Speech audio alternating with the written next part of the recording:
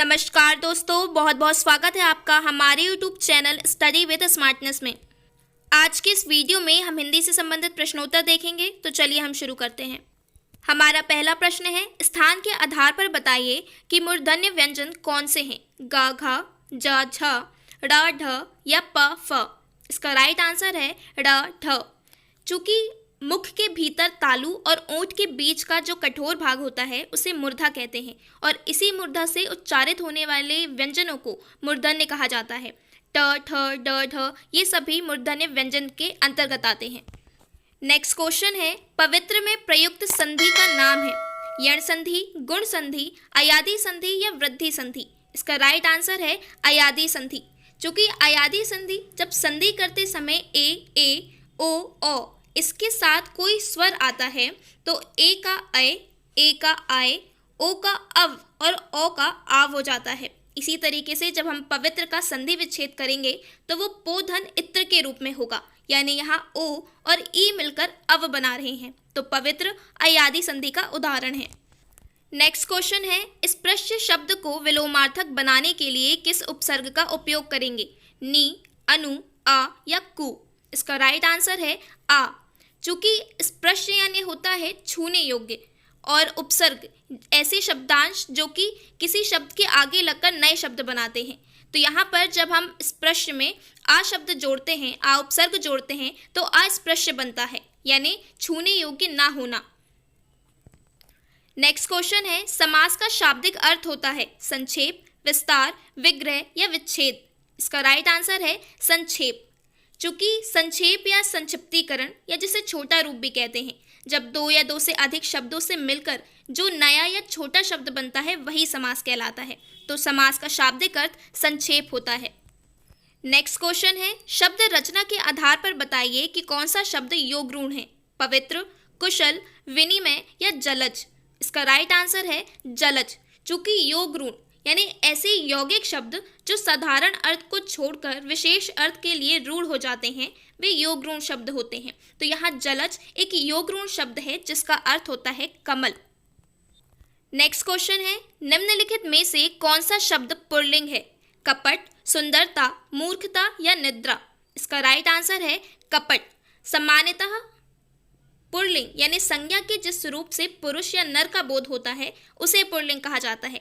यहाँ कपट एक पुल्लिंग का उदाहरण है। इसके अलावा कवच, कफन, कलह ये सब भी पुल्लिंग में आते हैं। नेक्स्ट क्वेश्चन है, स्तन्य का पर्यायवाची शब्द है खीर, पेय, कौंध या दूध। इसका राइट आंसर है दूध। चूंकि पर्यायवाची यानी एक से अर्थ प्रकट करने वाले शब्द होते हैं तो स्तन्य को यहाँ पर दूध, क्षीर, दुग्ध, गौरस, पीयूष या पेय भी कह सकते हैं। नेक्स्ट क्वेश्चन है, आलोक का विलोम शब्द है अद्भुत, अज्ञात, अंधकार या रात्रि। इसका राइट आंसर है अंधकार। चूंकि विलोम यानी विपरीत अर्थ प्रकट करने वाले शब्द होते हैं तो आलोक का अर्थ होता है प्रकाश या रोशनी, तो इसका विपरीत अर्थ होगा अंधकार। नेक्स्ट क्वेश्चन है, समय की दृष्टि से अनुकूल इसके लिए एक शब्द क्या होगा? अनुकूल, समानुकूल, प्रतिकूल या समयानुकूल।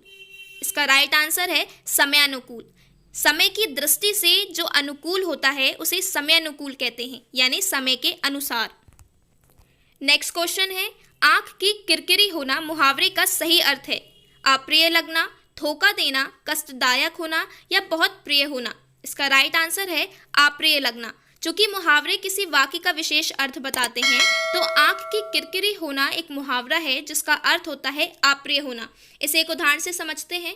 अंग्रेज शासकों के लिए वीर क्रांतिकारी चंद्रशेखर आजाद आंख की किरकिरी हो गए थे। नेक्स्ट क्वेश्चन है, चमड़ी जाए पर दमड़ी न जाए लोकोक्ति का सही अर्थ है? पैसा ही माँ बाप होता है, अत्यधिक कंजूस होना, मक्खी चूस होना या मर जाए पर पैसा न जाए। इसका राइट आंसर है अत्यधिक कंजूस होना। चूंकि लोकोक्ति यानी ऐसी उक्ति जो किसी क्षेत्र विशेष में किसी विशेष अर्थ को प्रकट करती हो या किसी विशेष अर्थ की ओर संकेत करती हो वे लोकोक्ति होती है।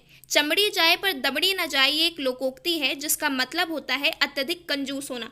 इसे एक उदाहरण से समझते हैं। राजपाल अपने बेटे को स्कूल जाने के लिए पुस्तक भी नहीं दिलाता। ये तो वही बात हो गई कि चमड़ी जाए पर दमड़ी न जाए। नेक्स्ट क्वेश्चन है, किलक अरे मैं नेह निहारूं, इन दांतों पर मोती वारूं। इन पंक्तियों में कौन सा रस है? वीर रस, शांत रस, वात्सल्य रस या हास्य रस? इसका राइट आंसर है वात्सल्य रस। चूंकि किसी व्यक्ति के प्रति स्नेह या प्रेम भाव को वात्सल्य रस कहते हैं। इन पंक्तियों में यहाँ बच्चे की किलकारी पर स्नेह बताया गया है, तो यह वात्सल्य रस का उदाहरण है। नेक्स्ट क्वेश्चन है, छंद का सर्वप्रथम उल्लेख कहाँ मिलता है? ऋग्वेद, यजुर्वेद, सामवेद या उपनिषद? इसका राइट आंसर है ऋग्वेद। चूंकि छंद यानी विशिष्ट अर्थों या गीत में वर्णों की संख्या और स्थान से संबंधित नियमों को छंद कहते हैं, जिससे काव्य में लय और रंजना आती है। इसका सबसे पहले उल्लेख ऋग्वेद में मिला है। नेक्स्ट क्वेश्चन है, भारत के सम भारत है, इसमें कौन सा अलंकार है? रूपक, अनन्वय, उपमा या यमक?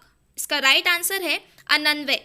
चूंकि अनन्वय अलंकार यानी जब उपमेय की समता के लिए कोई उपमान नहीं होता, इसका मतलब ऐसा कहा जा सकता है कि उसके समान वही होता है। जैसे इन पंक्तियों में भारत के समान भारत ही है, तो यह अनन्वय के अलंकार का उदाहरण है। नेक्स्ट क्वेश्चन है, बेताल पचीसी के रचनाकार हैं लल्लूलाल, सदन मिश्र, नाभादास या सूरते मिश्र? इसका राइट आंसर है सुरते मिश्र। ये सुरते मिश्र हिंदी के रीति काल के कवि हैं, जो कि रीति परंपरा के समर्थ कवि और टीकाकार के रूप में सबसे महत्वपूर्ण स्थान रखते हैं। इनकी रचना बेताल पचीसी है। ये आज के हमारे हिंदी के इंपॉर्टेंट क्वेश्चंस थे। Thanks for watching study with smartness. Please like, share and subscribe.